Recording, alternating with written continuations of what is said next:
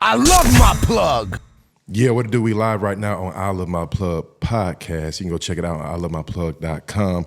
Got a special guest in the building. Big Doobie is in the motherfucking building, man. What's up, bro? Yes, sir. What's happening? What's happening? Man, not much, man. Let the people know a little bit about Phoniex, as far as Arizona, where you checking in from. Just what's the process with dealing with artists out there? So I grew up in Detroit, but I moved to Phoenix in high school. So Okay. I say I've done half my life in both places. But the music, as far as like the current music scene, is that what you asked me? Like, what is Just it you like? being out there from high school and the process. So when I first moved out there, we didn't have much of a bubbling hip hop scene, but we had a strong building underground hip hop scene. So Mill Avenue is a popular street. It's like close to Arizona State University. They got a bunch of bars and clubs down there.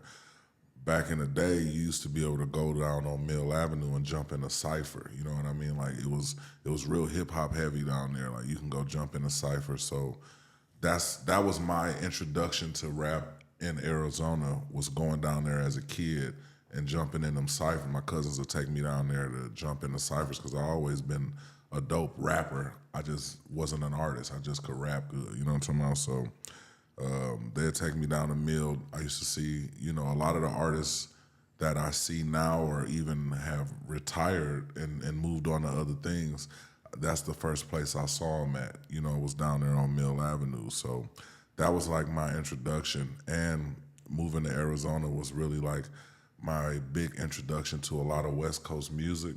You know what I'm talking about? Like, I grew up listening to a lot of Southern music and, Midwest, and besides Pac, like I listened to a lot of Pac growing up, Bone Thugs and Harmony, 3 6 Mafia.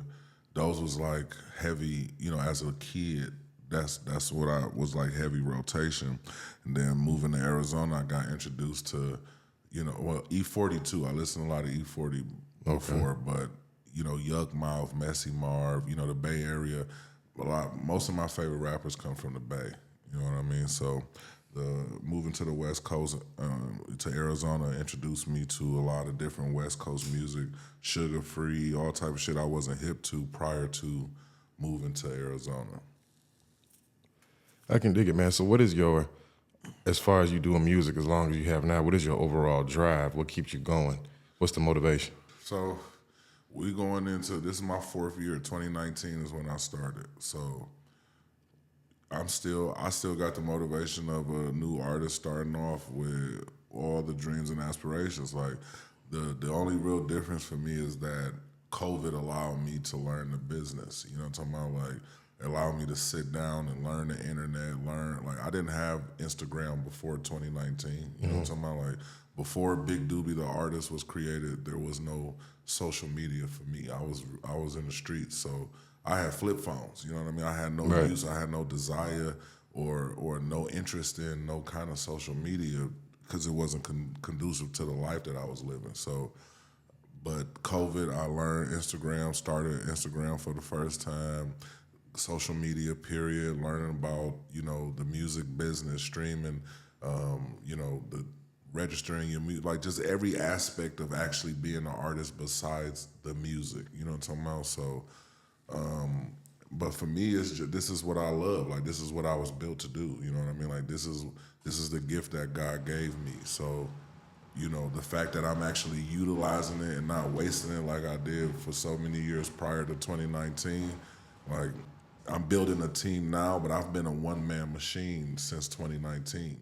Everything from, my content, editing, you know what I mean, marketing, promoting, every aspect of the business, making sure everything's registered, making sure that I'm doing everything, crossing my T's, dotting my I's. I did all of this all the way up until this point. So I'm just like any business, just like when I was in the streets, like I'm excited when I'm able to learn and figure out a new way to maneuver, you know what I'm talking about? So learning the business and, trial and error, doing things of, okay, this work, this don't work. I see what I get from this, what changes, woo. it allowed me to elevate. You know what I mean? Like my goal has always been like, if I can get 1,000 new followers a year, you know what I mean? Like I know that my brand is growing. You know what I'm talking about? And I've been able to surpass that and do it. And I'm here in Atlanta with you right now. You know what I'm talking about? And what we met like 2 years ago. That was like my first trip to Atlanta. Right. When I met you, and or maybe the second one, but we've been locked in ever since, man. And it's just, again, learning that network. Your network is your net worth. You know what I'm talking about? So, you know, you got to be outside. You got to come talk to these DJs and these promoters and shake their hands and see them in their element and come out and show love. And, you know, for you to even be taken serious. There's a million rappers every day. New niggas think they can rap. You know what I'm talking about? Like, with false expectations, thinking that they just gonna make a song and somebody gonna hear it and come change their life. That's, you know, it's a million goofballs, you know what I'm talking about? So for the real artist that's really out here grinding and working, like, I'm in that category, you know what I'm talking about? Like, I'm out here, I'm touching the DJs, I'm coming to your city, I'm gonna show love. So when you spin my music, it's based off of a relationship that was established with the business, you know what I'm talking about? Like, I'm gonna let you see me and know that I'm really who I am, you know what I'm talking about? And I'm gonna come show you love in your city, and it's been working for me. That's what's up. Speaking of category, so as far as category, what do you categorize yourself as far as musically as an artist? The style of music?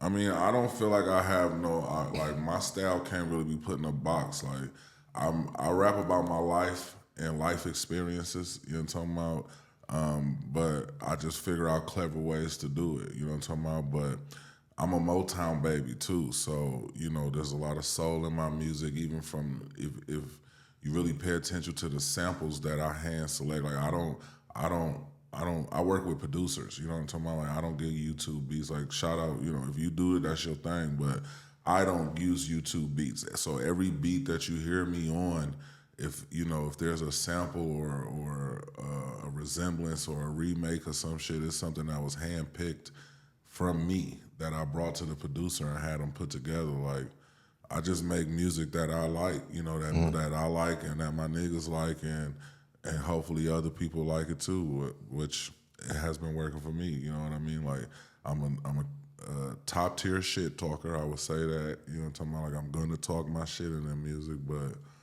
you know, I might make a song for the ladies, and then I might want to turn up the next time. You know what I'm talking about? Like, who knows? Like, I don't try to stay in no category or put myself in no type of, oh, I'm this type of rapper or I'm this type of rapper. Like, I'm gonna make the music that I feel like sounds good and feels good to me. You know what I'm talking about? And that's for media to decide. Y'all, media can try to put a category on it if they want to. I'm the artist. I don't put no category on myself. Mm-hmm. So, being that, of course, everybody's, as we say, an artist pretty much every day. Mm-hmm. What separates you from, as far as other artists that are just out there rapping or trying to, you know, get into this industry or break through? You know, a lot of things, and that's still some of the things that, you know, I'm discovering and figuring out as a new artist.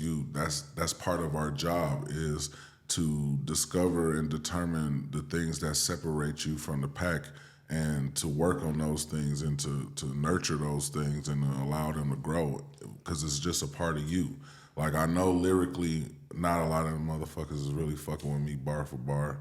My songwriting capabilities, you know what I mean? Like, I don't sound like anyone else. I have a very unique sound as well. You know what I'm talking about? Like, I know that my voice is an instrument, so, you know, just certain things. Like, I'm a big nigga with a lot of motherfucking sauce, you know what I'm talking about?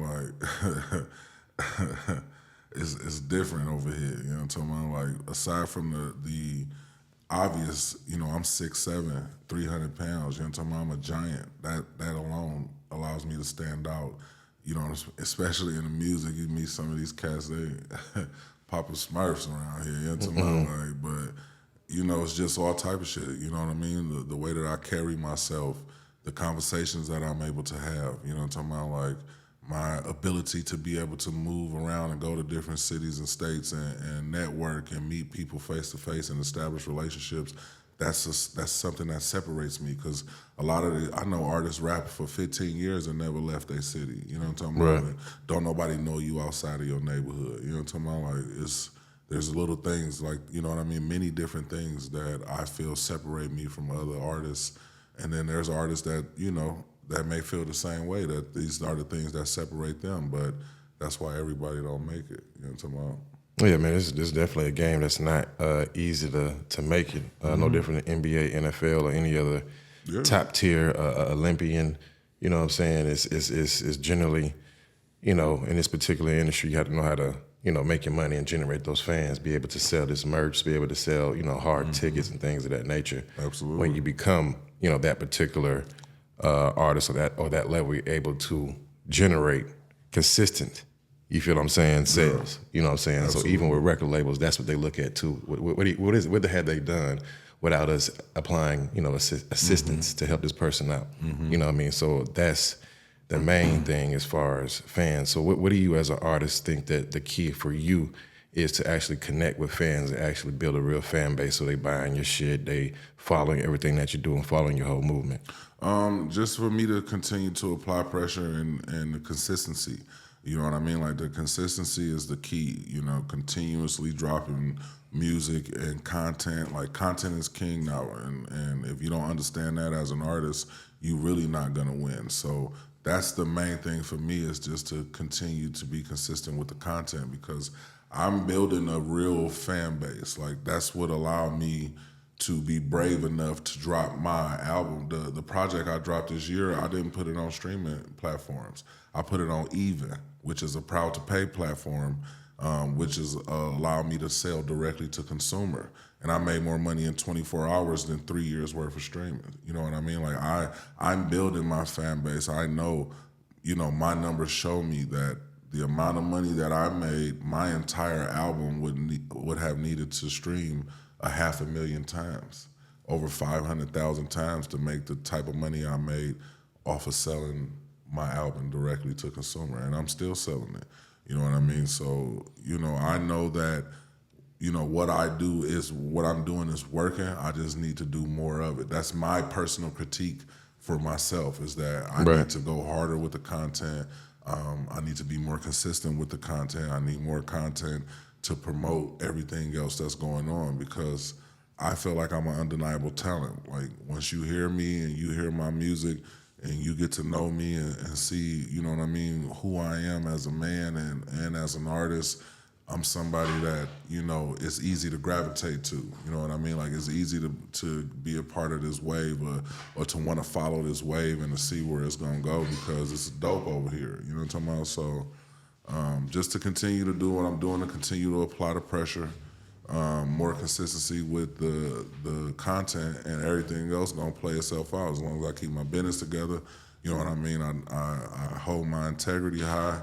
I don't compromise my integrity, and I just continue to press a hard line. It's inevitable.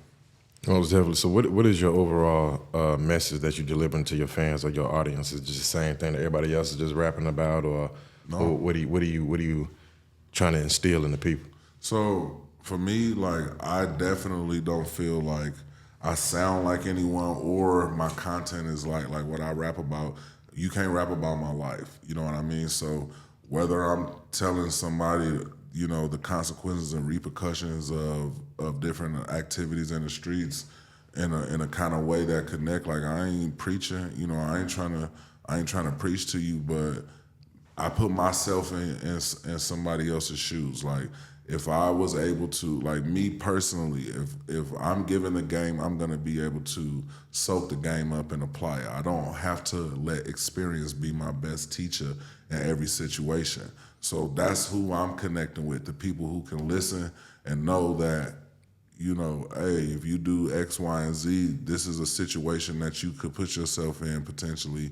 So to avoid this, if this ain't what you want, you might want to avoid doing X, Y, Z. You know what I'm talking about? Like, or, you know, I'm just honest. Like, I just talk about what I've been through, whether I'm, you know, it's R&L, real nigga love, where I'm going through a situation with females, and, you know what I mean? That's the most vulnerable I ever been on a song, even, you know what I mean? I never made music like that, but again, I don't. But you singing? No. Oh. It's a real nigga love song is what it's called, R&L, but I'm just rapping about what the fuck is going, you know what I mean? Like, man, I don't do that. I'm a man, you know, I'm a man's man. So, you know, we don't really tap into emotion too often or nothing like that. But for me to even rap about females and you know, how I'm feeling in a situation, going through it with some females, you know what I mean? Like if you know me, that's just not me, but that was one of my biggest songs, you know what I mean? Again, just me not putting myself in a box and allowing myself to just make the music that I feel like need to be made. I just made it and it was dope, you know what I mean? Like my Costco song that everybody loved.